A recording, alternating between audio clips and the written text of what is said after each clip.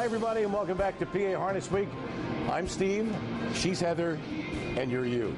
Okay, time now to go to our roving correspondent, Jen Sherlock, and she went out to New Holland, Pennsylvania, to the Ginger Tree Farm, and will give you some insights on how harness horses get to the races. Sam Beegle started training horses on Ginger Tree Farm in 1978. Now he not only owns the farm, but he trains and owns several horses on this 35-acre beautiful farm located in the Lancaster countryside. I was born and raised on a big dairy farm, and then married my wife, and her dad was in the harness horse business, and I always liked the horse, and so that's how I got started. And there wasn't a whole lot of room for expansion back in Bedford, Pennsylvania, so I come to Lancaster County and went to work for an Amishman training horses out of this barn back here. And there's 35 acres. We have room for 75 head of horses, stabling. We have a half-mile regulation track. Sam has 3 kids and 5 grandchildren who love coming to the farm. His daughter Beth is the barn manager. Here's what a typical day is like. I started 4:45, and I feed the whole entire farm. I feed everybody else's horses along with ours. And then I bring horses in and out from the field, and I get started. I set up the straw. When everybody else gets here at 6 o'clock in the morning, we clean stalls, we clean their buckets, and then we get ready to start jogging. She not only does that, she bathes the horses here as well and says it's an all-day job every day of the week. We take care of any kind of problems they have. They're athletes, so they have leg problems. We take care of their feet, and we brush them up and do their stalls again throughout the day. It's something she would never give up. I grew up in this, and I think working with the horses is much better than working with people. They appreciate what you do to them, and they don't talk back. Eli Byler is the farm's blacksmith. He fits shoes on these horses, preparing them to race fast at tracks like Harrah's Chester Racetrack and Casino. I started this career in 1974 when I was 14 years old. My father, he taught me, you got to get the right shoes on these horses to try to get them to go like their speed.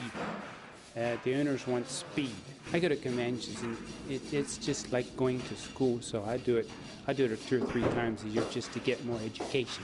We buy and sell, and whatever we need to do, I'm not afraid to put them in claimers or wherever they need to go.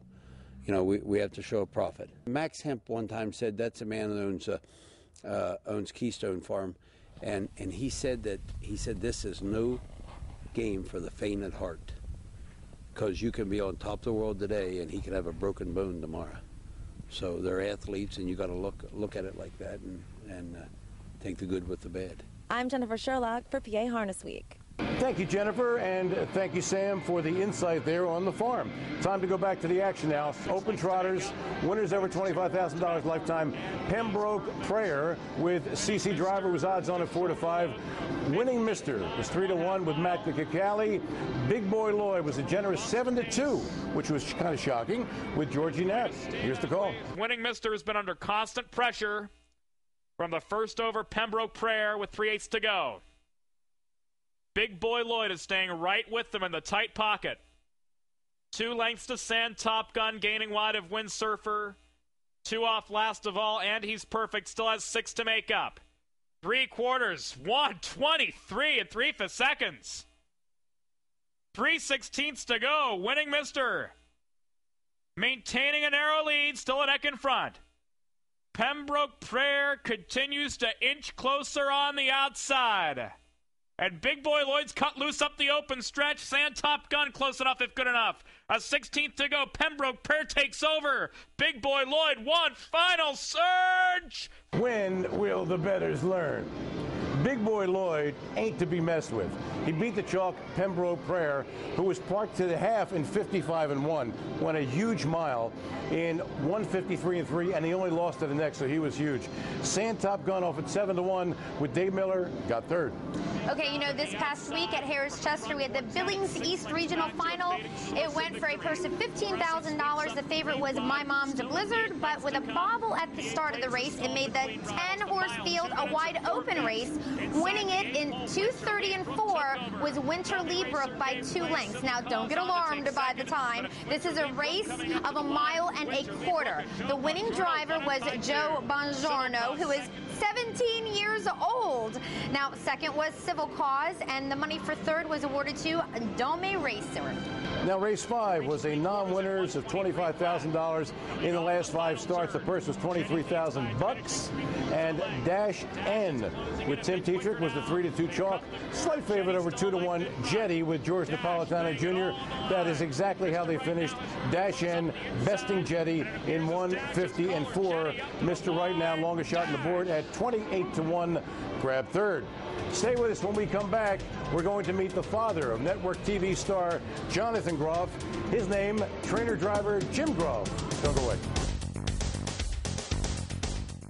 It's your big night out, and you deserve a little more. That's why you'll love the Downs off-track wagering. It's more than a sports bar. It's extra fun, because you can watch, wager, and win on the hottest horse racing action from Mohegan Sun at Pocono Downs and across the country. Downs off-track wagering, Allentown, Carbondale, East Stroudsburg, Hazleton. Gambling problem? Call 1-800-GAMBLER. Horses helping people, people helping horses. At Equilibrium, horses help those with special needs achieve balance in body, mind, and spirit, while Equilibrium's people give retired horses the forever home they deserve. Join in the giving and help spread the joy of equine-assisted activities. Visit www.equi-librium.org to learn more and make a tax-deductible contribution today. Equilibrium, a helping hoof for those in need. Welcome, good old Sunday. No love when you don't come. Welcome, son, welcome, welcome. Welcome to your place in the sun.